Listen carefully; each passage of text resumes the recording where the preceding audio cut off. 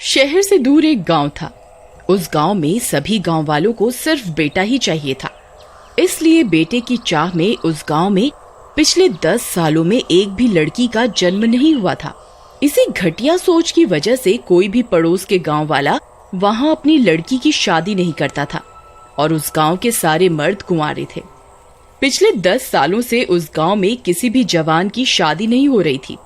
वहीं गांव में जंगलों में एक भूत का वास था। उस भूत को भी एक लड़की की चाह थी, लेकिन उस गांव में किसी की शादी ही नहीं हो रही थी। इस वजह से वह भूत भी लड़की के लिए तड़प रहा था। फिर एक दिन रात होने पर भूत लड़की की चाह में गांव आता है। सभी गांव वाले उसे छुप छुप कर देख रहे होते हैं। भूत घरों की खिड़कियों से झांक झांक कर लड़की की तलाश कर रहा होता है, लेकिन उसे कोई भी जवान औरत दिखाई नहीं देती। ए कमबख्त गाँव वालों, तुम्हारा नाश मिटे। क्या तुम एक भी लड़की इस गांव में नहीं ला सकते जिसके शरीर पर मैं कब्जा कर सकूं? तभी उस रास्ते से ललिया और राजू गुजर रहे होते हैं और उनका सामना उस भूत से हो जाता है। उन दोनों की सिट्टी पिट्टी गुल हो जाती है। अरे राजू भाई, ये तो वही कंवारा भूत है जो पिछले 10 सालों से लड़की की तलाश कर रहा है। अब क्या करे भाई? ए नास मिटो, तुम किस बात के मर्द हो? तुमसे तो कोई लड़की शादी भी नहीं करना चाहती। लानत है तुम्हारी मर्दानगी पर। भूत जी, जितना आप एक लड़की के लिए तड़प रहे हैं, हम भी उतना ही तड़प रहे हैं। लेकिन हम क्या करें? हमारे गांव में कोई भी अपनी लड़की की शादी ही नहीं करना चाहता। मैं कुछ नहीं जानता। मैं तुम दोनों को 24 घंटे का समय देता हूँ। अगर तुम में से कोई शादी करके इस गांव में लड़की नहीं लाया तो कल रात मैं तुम्हारे घर में घुसकर पूरे परिवार को कच्चा खा जाऊंगा। याद रखना, तुम्हारे पास कल रात तक का समय है। फिर इतना बोलकर वह भूत वहाँ से चला जाता है। राजू भाई, आज हम ये किस मुसीबत में फंस गए? अब क्या करें? लड़की कहाँ से लाए जब पिछले 10 सालों में इस गांव में किसी की शादी नहीं हुई? तो हमारी शादी एक दिन में कैसे होगी? इसी तरह पूरी रात बीत जाती है और अगला दिन हो जाता है। राजू भाई, कोई तरकीब बताओ, नहीं तो हमारा पूरा परिवार मारा जाएगा। और इसी तरह पूरा दिन भी गुजर जाता है और रात हो जाती है। राजू भाई, वह कमबख्त भूत किसी भी पल यहाँ आता होगा। अगर हम गांव छोड़कर भाग गए तो हमारे परिवार को जान से हाथ धोना पड़ेगा। कोई तो तरकीब लगाओ। भाई, अब तो एक ही रास्ता है।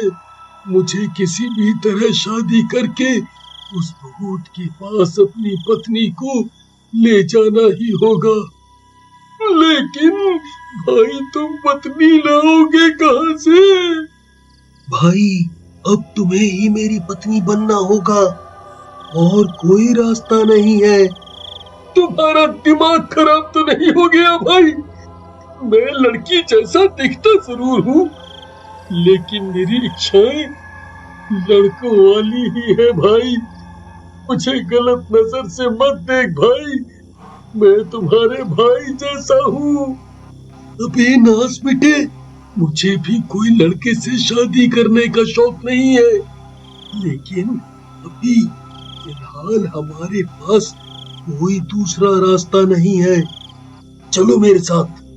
फिर ललिया नई नवेली दुल्हन का भेष पहन लेता है और वह दोनों जंगल की ओर चल देते हैं।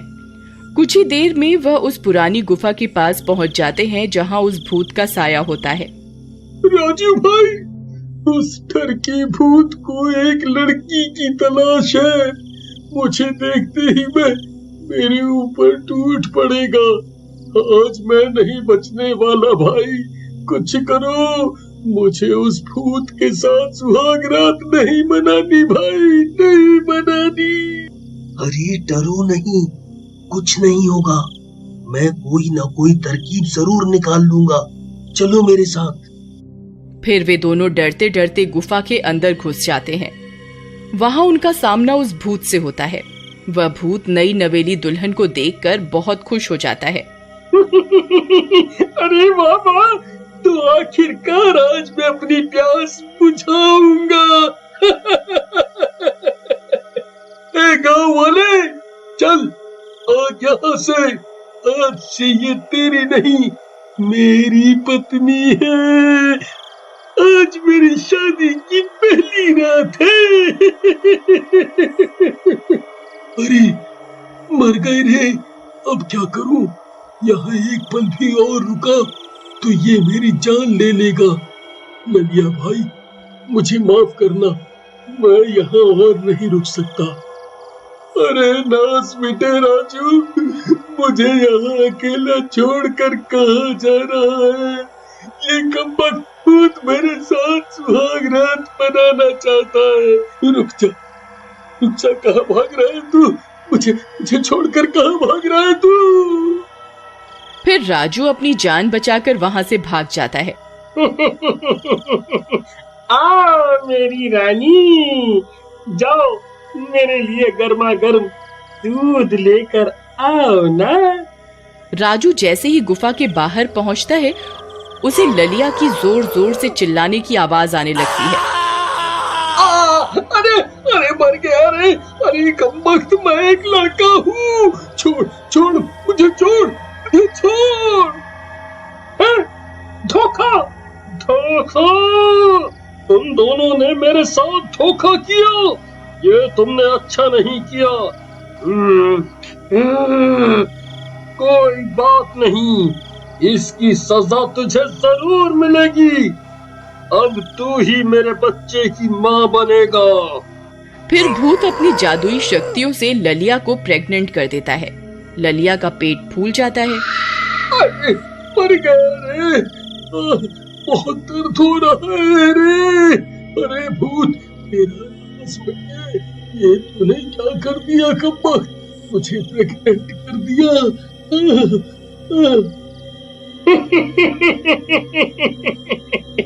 अब आएगा मजा। फिर ललिया वहां से भाग जाता है। अरे गाँव वालों, मैं तो कहीं का नहीं रहा। इस भूत ने तो मेरी इज्जत ही लूट ली। अरे मर गया रे, मैं तो किसी को मुंह दिखाने लायक ही नहीं रहा। हे भगवान, ये मेरे साथ क्या क्या हो गया? हाय रे। अरे भाई ललिया, ये कैसे हो गया? तुम तो मर्द थे, तुम प्रेग्नेंट कैसे हो गए? कमबख्त गाँव वालों, ये सब तुम्हारी वजह से ही हुआ है। और करो बेटे की जान, तुम लोगों की वजह से ही पूरे गांव के मर्द कुंवारे बैठे हैं। तुम्हारे कर्मों की वजह से कोई भी इस गांव में अपनी लड़की नहीं बिहाना चाहता। अब ले लो मजे। फिर अगले दिन आसपास के सभी गांव में ललिया के गर्भ से होने की बात फैल जाती है। अब क्या करें भाई? अब कुछ ही दिनों में ललिया का बच्चा पैदा हो जाएगा। कहीं वह भी शैतानी बच्चा हुआ तो वह पूरे गांव में आतंक मचा देगा भाई। तुम सही कहते हो भाई, हमें अभी सरपंच से इसके बारे में बात करनी होगी। फिर कुछ गांव वाले मिलकर सरपंच के पास जाते हैं। सरपंच जी, आप ललिया के बारे में तो जानते ही हैं। कुछ ही दिनों में वह एक शैतान के बच्चे को जन्म देने वाला है। अगर ऐसा हो गया तो वह बच्चा पूरे गांव को तबाह कर देगा। तुम सही कहते हो, हमें उस ललिया को जान से मारना होगा, इसी में सबकी भलाई है। ये सारी बातें राजू सुन लेता है और भागता हुआ ललिया के घर जाता है। ललिया भाई कहाँ हो तुम? ललिया भाई, जल्दी बाहर आओ। फिर ललिया राजू की आवाज सुनकर बाहर आता है। क्या हुआ भाई, जो शोर मचा रहे हो? भाई तुम्हें इसी वक्त यहाँ से भागना होगा, गांव वाले तुम्हारी ही तलाश में आ रहे हैं।